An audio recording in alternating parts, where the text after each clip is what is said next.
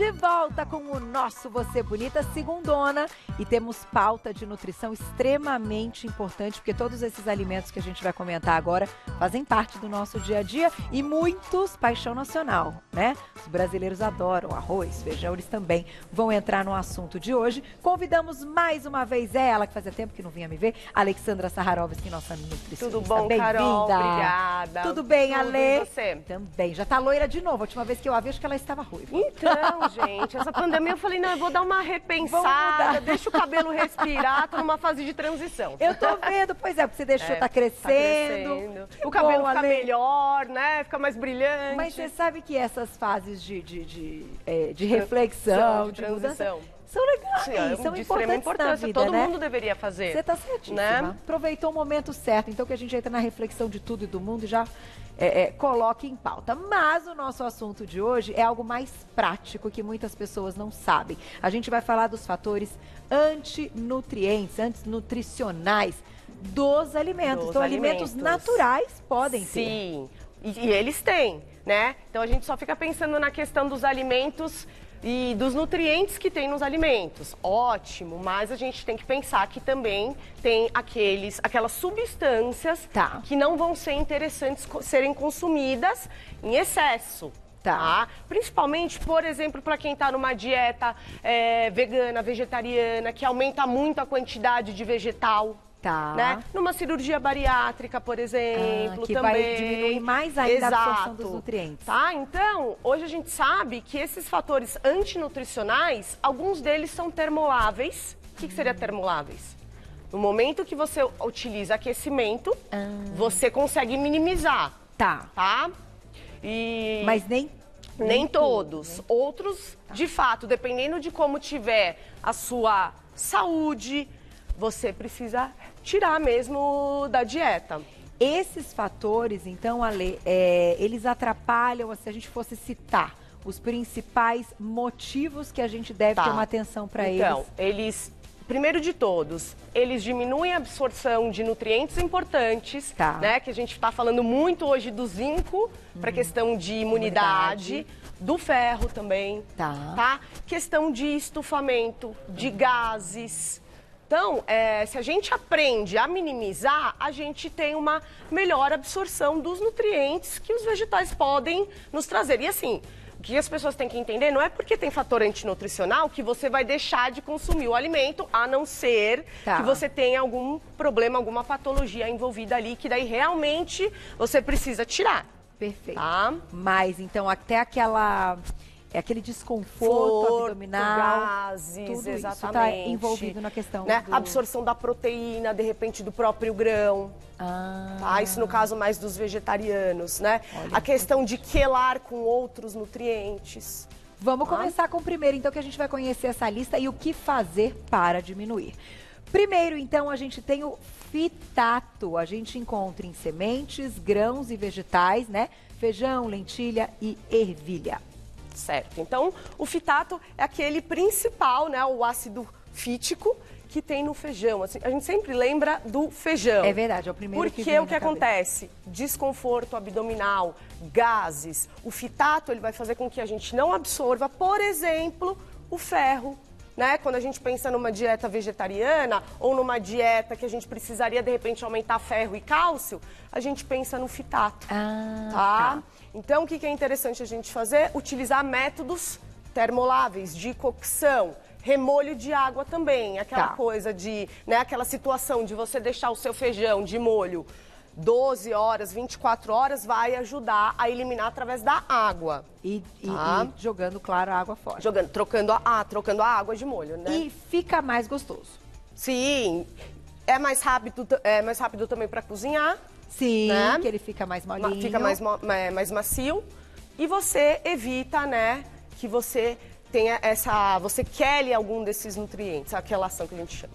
Então, por pelo menos 12 horas, você acha que é o 12 ideal? a 24, tá? Se quiser deixar dentro da geladeira também. Uma vez deixei 24, fica molinho.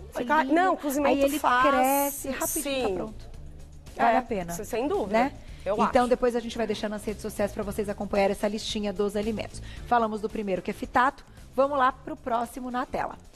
Aí, ó, então, fitato, como reduzir? vou ler para vocês. Para reduzir a quantidade dele, remolho de 8 a 24 horas, no caso dos grãos, cozimento em água e germinação. Podemos conversar a respeito de germinação? Vamos lá. Deixamos aí como a gente consegue diminuir o fitato e agora a gente vai para o próximo. Daqui a pouquinho a Lê, então, volta nessa questão da germinação. O próximo, além do fitato, que é um antinutriente, é o ácido oxálico, que é encontrado em folhas de vegetais, espinafre, selga, até na beterraba. Beterraba, né? Então, o que acontece com esse fator antinutricional? A gente não consegue minimizar, né? Em cocção, em cozimento, em troca de água, tá? E eles estão muito ligados àquelas pessoas que têm predisposição a cálculo renal, problema renal, insuficiência renal, tá? Por quê? Porque o cálcio que ele tem, né, o vegetal que tem esse cálcio, quando a gente consome ele, a gente não excreta pela urina, a gente absorve e vai para o rim. Entendi. Tá? Então, principalmente, tem um bem clássico, assim, para quem tem doença renal, que é a carambola. Olha. Começa a ficar tóxico no organismo. Que coisa. Tá? Então, é melhor não consumir. Outro ponto também, tem a questão de quelar cálcio. Tá? Então, vamos supor, eu vou fazer uma preparação ali com espinafre e molho branco, por exemplo. Tá? Você vai acabar não absorvendo o cálcio. Eu vou começar, não estou usando fonte vegetal de leite como fonte de cálcio, eu vou usar o gergelim, por exemplo. Não vai absorver também. Entendi. Tá? Então não é interessante ficar fazendo o consumo em conjunto. Tá? Com outros alimentos que nos fornecem cálcio. Cálcio, exatamente. Agora, como a gente faz para retirar? Olha lá. Bem importante, né? Então, reduzir a quantidade do ácido oxálico. Não é eliminado com métodos de cocção e remolho. Não deve ser consumido com alimentos com fonte de cálcio. Então, não tem como diminuir. A gente tem que estar atento mesmo. E aí, à junção. Aquelas pessoas que já apresentam problema renal, cálculo renal, já sabe que tem que consumir muito pouco. Muito pouco. Vamos falar de novas fontes, então? Folhas, vegetais. Os verdes escuros, o espinafre, a carambola. Couve. Tá? Couve também. Tá. Mas o espinafre e a carambola, eles são os que contêm maior quantidade. Tá bom. Tá? Então já fiquem atentos. Importante isso, hein? Já que a gente não tem como diminuir com a cocção. O próximo, então, na tela já tem perguntinhas do público. A gente vai falar de tanino.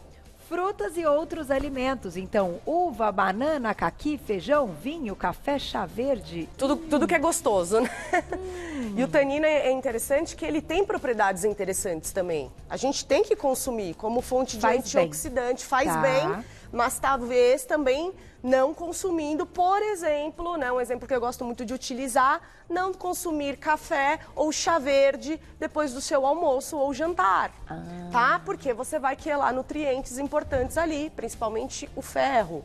O cálcio. Então, né, eu volto a comentar, né, aqueles indivíduos que precisam aumentar ferro na dieta. E tem gente que tem o hábito de consumir café logo após a refeição. Aí você já pede para não consumir. Não consumir tanto chá verde. Chá verde tem muitos estudos aí falando, tendo muitos benefícios, principalmente pela ação antioxidante. Mas consumindo em determinado momento, com determinado tipo de alimento, não é interessante. Então, vamos colocar na tela as dicas, né, para a gente conseguir reduzir essa absorção, que é: não devem ser consumidos após as refeições. Temos que ter um intervalo. Por causa do tanino. Né? E outro ponto também importante, não é porque chá tem propriedades ali, antioxidantes e tudo mais, que a gente vai ficar consumindo em excesso. Tá? Nada, gente, de ficar consumindo 1 litro, 1,5 litro de chá, porque ele leva embora também outros nutrientes importantes para o metabolismo. Até pela questão diurética. Diurética, exatamente. Vezes, né? Tem que ter um equilíbrio. Tem que ter um equilíbrio. Tem jeito. Próximo na tela.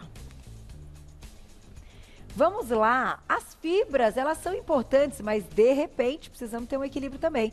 Farelos de cereais, os grãos integrais, nozes, amêndoas e amendoins. Sim, então a fibra a gente sabe, né? A gente não precisa nem ficar falando aqui dos benefícios que ela traz, para principalmente doenças metabólicas, mas o que acontece? A fibra também arrasta outros nutrientes se você consumir em excesso. Você deixa de absorver nutrientes importantes ali e você acaba eliminando através das fezes. Então, fibras é com moderação. Você precisa aumentar o consumo de fibra, tem a recomendação. Diária. 25 a 30 gramas diárias. Por dia. Por dia. Tá? E isso contando todos os alimentos do dia. Isso, exatamente. Né? No cálculo do dia ali, você faz essa recomendação. Tá? E aí, então, para reduzir, olha lá. Respeitar a recomendação de 25 a 30 gramas por dia. Não tem outro jeito. Tem muita gente, até, Ale, eu acho que a gente bateu tanto na tecla, há anos vocês, nutricionistas, falam que o aumento de fibra na alimentação do brasileiro pode ajudar a aumentar a saciedade, diminuir outras questões, Sim. né? Mas talvez, dependendo da situação, as pessoas passaram, comentam além da conta, né? Então é ótimo você introduzir na sua alimentação prato de salada bem variado, consumir arroz integral, mas de repente você precisa repensar se você não está excedendo. Tá. E no caso das proteínas, as proteínas, embora, assim, para quem não é vegetariano, vegano, faça o consumo, elas também têm fatores antinutrientes, né? Tem. Aliás, se a gente for pegar, principalmente no proteínas, meio... eu digo de origem animal, De animal. Tá? É porque, essa questão antinutrientes, eles estão muito presentes no reino vegetal. Por quê? Porque eles são nutrientes que eles são importantes para quê? Para o desenvolvimento da planta. Perfeito. Entendeu? Sim. Então elas vão precisar ter para poder desenvolver, para poder crescer, germinar e tudo mais. E terem as suas proteções também. É uma proteção da planta. Tá. E como eu falei, a gente pode consumir esses fatores antinutricionais, só que não em excesso. Uma vez ou outra vai acabar escapando no seu consumo, não tem jeito. É verdade. Né? Mas o problema é quando isso passa a ser demasiado. E você sabe que eu tô falando isso da questão da proteína de origem animal, de uma experiência de colocar para cozinhar o frango mesmo, né? Deixar ele ali, cozinhando e tal. Vocês vão ver, vai subindo aquela espuminha branca. Aí aquilo tira, né? Tira. Eu troco a água e põe de novo, eu faço 3 vezes. Bom, como eu não cozinho frango... É você que a Ale é sei, vegetariana, mas eu tenho feito mas isso. eu sei. E você sabe que é interessante. Depois você dá o sabor, depois você refoga, Sim. você vai desfiar ou não, você vai... E existem, mas é bom isso, viu? Vários outros fatores antinutricionais. Isso é um assunto muito amplo. Nossa, né? tem muita pesquisa, muito estudo, tanto que eu tive um pouquinho de dificuldade para colocar os principais aqui na pauta. Entendi, que é o que faz parte do nosso dia a dia. Dia a dia, né? Porque tem a questão dos nitritos e nitratos também, que são fatores antinutricionais. O próprio glúten, para quem tem problema. Tá. Perfeito, ele entra aí também. Vamos colocar a perguntinha do público que escreveu pra gente na tela. Olha lá. Obrigada, Fabiola, um beijo pra você. As castanhas, então, do Pará e caju e as sementes, girassol e abóbora, também têm fatores antinutricionais. Qual a melhor forma de consumir? Vão ter, sim. E aí, o que você pode fazer? Tanto molho em água e a torra. Tá? A torra, ela serve muito para semente. Como de linhaça, de chia. Você fazer os óleos também, você retém bastante fator antinutricional. Moagem. Às vezes você vai fazer uma moagem de alguma semente para fazer um bolo. Para utilizar como... A moagem, ela vai ajudar também a reter fator antinutricional. Mas o ideal, então, é não consumir in natura. In natura. Tá? Então, sempre vai consumir algum tipo de semente. Enfim, dá uma torradinha. Deixa de molho. Sem contar que a gente sabe que pode crescer ali fungos, Fungos, olha, isso é uma questão muito séria também, principalmente o amendoim. Tanto que existem ali os selos de garantia, dos produtos, para a gente não correr o risco de estar consumindo fungo junto. Gente, isso tem que prestar atenção. Às vezes a gente quer comprar a granel, tem que saber o local que a gente vai fazer. Exatamente. E às vezes aquele produto lá tá tempos lá. E aí fica no fundinho, a pessoa só repõe e você está consumindo um alimento que está oxidado, tanto que ele fica um sabor rançoso na boca. Já pegou uma castanha rançosa? Sim. É horrível, né? Tem que tomar cuidado mesmo. Vamos para mais perguntinha do público, dá tempo na tela. Obrigada, Cris. Beijo para você. Quais alimentos ajudam o organismo a absorver as vitaminas de um suplemento, então, vitamínico? Olha, se você estiver consumindo um suplemento vitamínico, a própria ação deles juntos vão acabar absorvendo. Entendi. Tá? Tem que só tomar um pouquinho de cuidado com o polivitamínico, porque muitos deles acontece o seguinte, ou tem excesso ou tem de menos. Tá. E aí não é interessante fazer para todo mundo, tá? Eu gosto muito de suplementar, por exemplo, ferro com vitamina C. Tá? Então você toma lá, às vezes a pessoa tá num grau de anemia muito alto e precisa tomar o suplemento, tá? Com uma dosagem alta. Toma um suco de laranja, um limão, tá? Para aumentar a absorção. Diferente de você tomar o café ou o chá verde, tá? Que daí você absorve menos ainda. Agora, todos esses componentes, né, suplementos, né, alimentares, enfim, de vitaminas e tal, como você colocou, a fórmula deles hoje, essa questão da indústria farmacêutica, ele vem bem completo, pensando né, no que ele coloca ali, que vai favorecer a absorção. Sim. Mas tem que conversar com o médico, né, gente? Eu, quando digo isso também em rede social, eu falo, olha, orientação médica é o tudo. Caminho. Porque, às vezes, também a gente está tomando coisas ali que não estão sendo interessantes, a gente ficar excedendo. Que o corpo, às vezes, nem precisa, né? Não, tá e acaba eliminando. Não precisa. Tá? Você acaba eliminando ou então absorvendo de uma forma que acaba sendo tóxico. Por exemplo, muita vitamina A, por exemplo. Você fica amarelinho ali, é tóxico. É perigoso, muito né? Selênio, por exemplo. Olha só. Tá? Então não é... Tem gente, assim, que tem pessoas que não tem muito essa questão de entendimento de vitaminas e minerais, acaba tomando um monte de suplemento que a hora que você vai ver, tem tudo, são iguais. E um os valores cabelo, o outro mas aí você vai ver ali, os valores são parecidos, ultrapassaram, entendeu? E aí não tem essa necessidade. E fazer os exames regularmente, Exato. né, gente? Não precisamos nem dizer. Mesmo em momento de pandemia, outras questões ligadas à nossa saúde não deixaram de existir.